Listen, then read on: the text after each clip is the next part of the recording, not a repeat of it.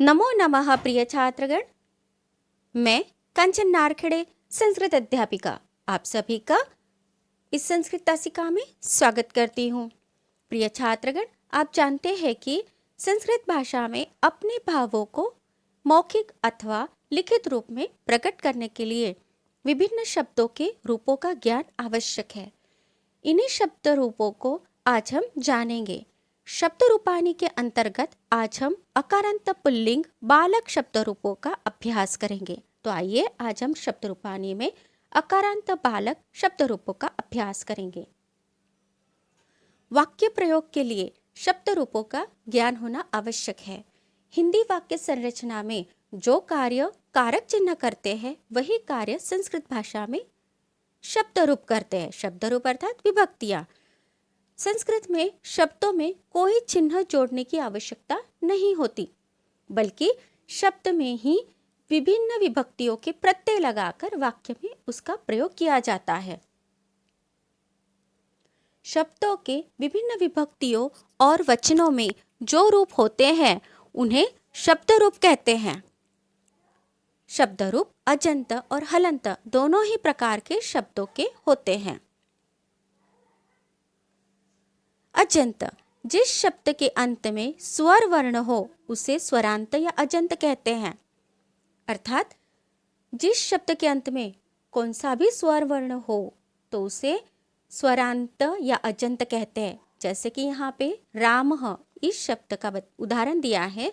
र अधिक आ अधिक म अधिक अह।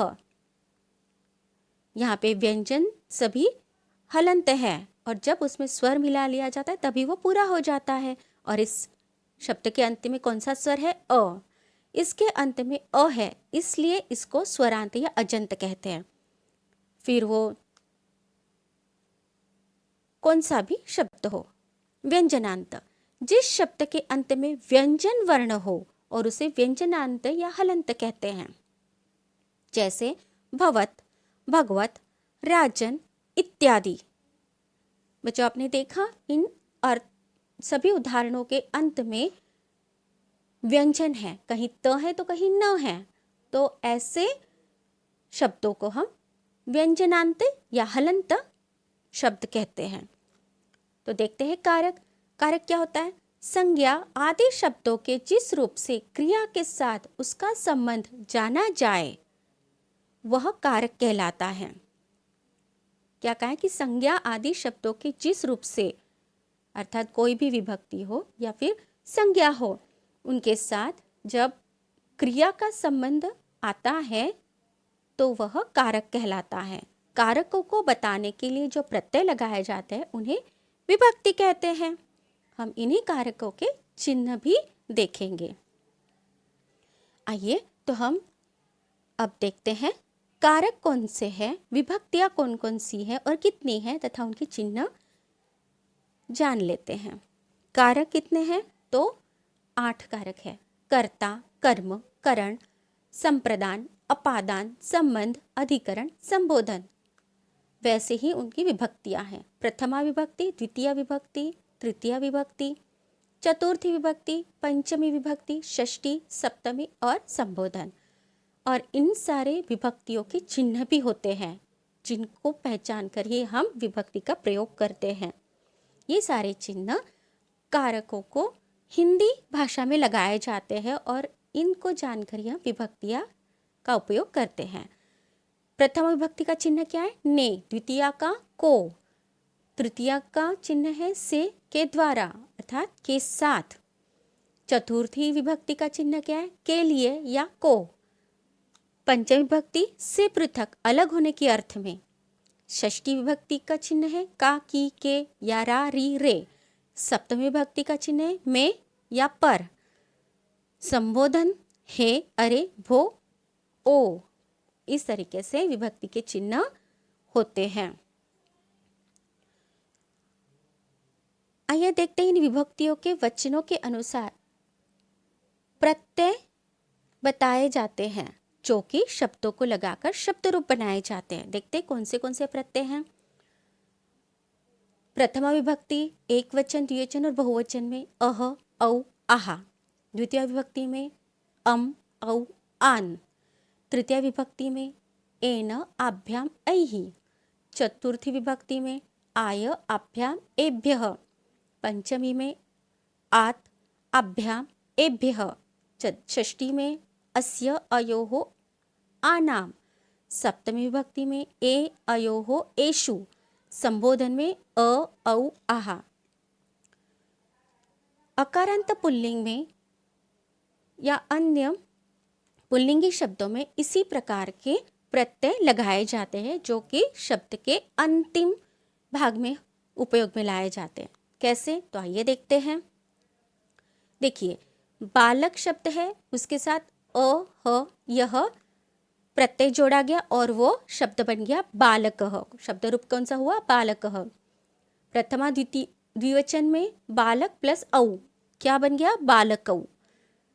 प्रथमा बहुवचन में बालक प्लस आहा शब्द रूप बन गया बालकाहा। इस तरीके से प्रथमा विभक्ति हमने बनाई जिसका हमें उपयोग करना है वाक्यों में।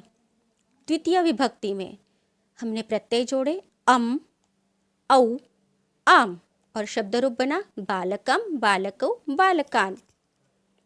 तृतीय विभक्ति में हमने प्रत्यय जोड़े हैं एन, आभ्याम, ऐहि वचनों के अनुसार, तो वो शब्द रूप बने बालकेन, बालकाभ्याम, बालकैहि।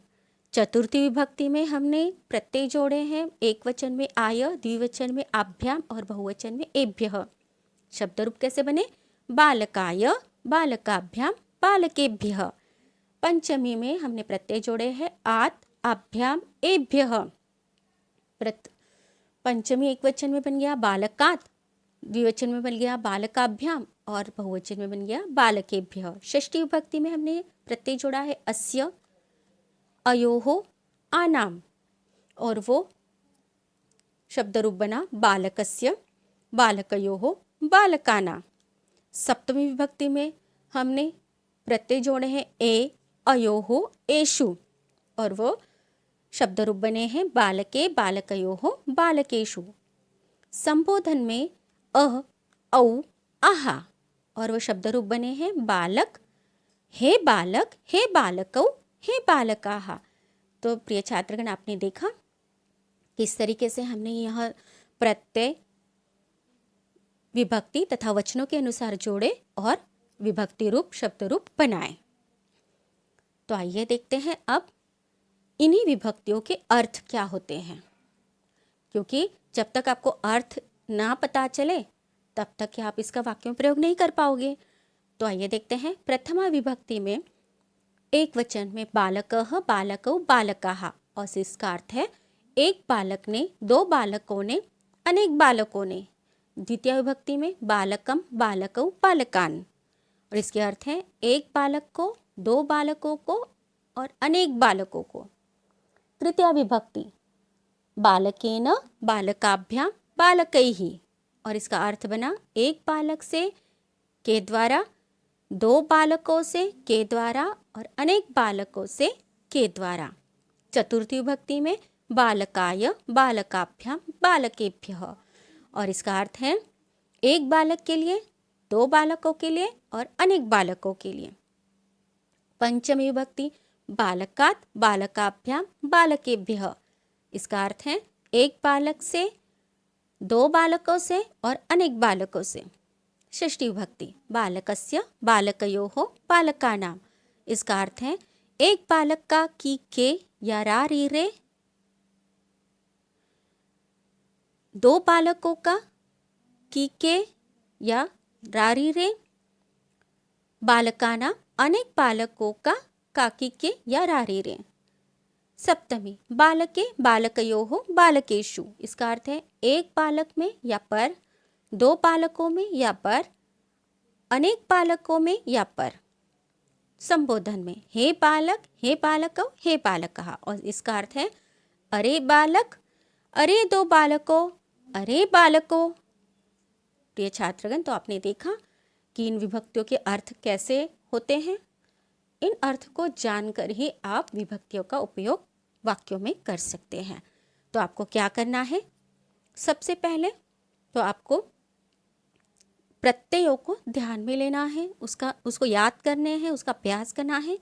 उसके बाद उनको पुल्लिंग शब्दों में जोड़ना है, जोड़कर आपको शब्द रूप बनाने हैं और इन्हीं शब्द रूपों के अर्थ को जानकर वाक्यों में प्रयोग करना है। इस प्रकार से आपको शब्द रूपों का अभ्यास करना है। केवल बालक शब्द ही नहीं, तो कोई भी अकारांत शब्द आपको इसी तरीके से याद करने हैं, क्योंकि सभी को लगने वाले प्रत्यय समान ही हैं। तब तक के लिए धन्यवाद।